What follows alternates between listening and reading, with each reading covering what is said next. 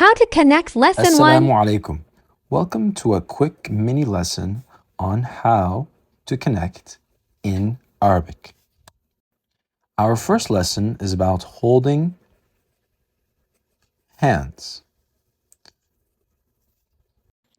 So once upon a time, there was a young boy, a young girl, and their mother, and they were trying to get to school. But before they can reach the school, there was a stop sign. So they had to cross the street. In order to cross the street, the family has to hold hands.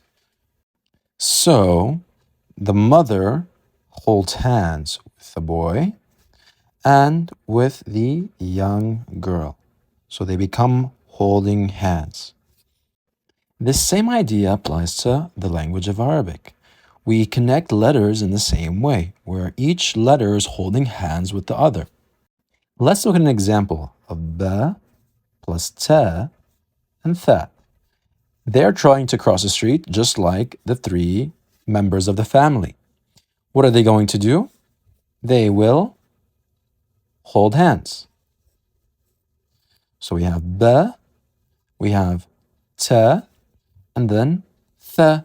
And notice how each of them are holding each other's hands.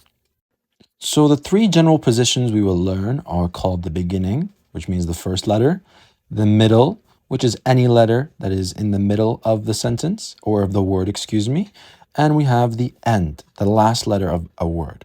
So you have beginning, middle, end. The middle position can have more than one. There can be more than one middle in a word. So let's try some practice. Here we have ba in the beginning. She's the first. And we have ta in the end, since she's the last letter. So we have ba plus ta, holding hands. Notice how I close off the ta's arm at the end. I close it off.